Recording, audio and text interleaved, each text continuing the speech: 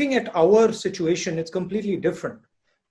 We have migrants, we have daily wage labor, and for some reason we looked west. Interesting question to me is, why didn't we look internally for our own solution?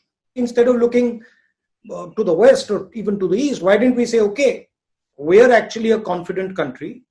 Let's look at ourselves and let's come out with an Indian solution, which is, sort of what you do with your motorcycles. So why was that not the natural impulse?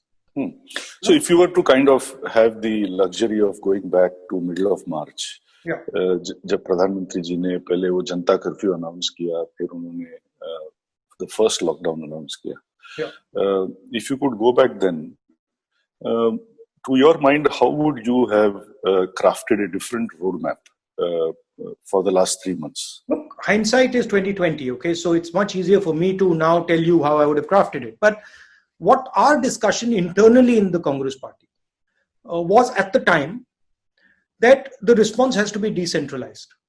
The central government has to operate as a support system and as an enabler. There are certain things that the central government needs to do, air traffic, railways, etc., and that it does.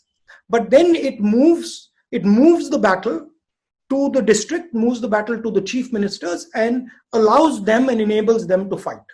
Now, if you look at what has happened after the lockdown, which, by the way, I've been calling a failed lockdown, because it's the only lockdown in the world where the disease is actually increasing after we're opening up. Sure. What you're finding is you're going back to that anyway.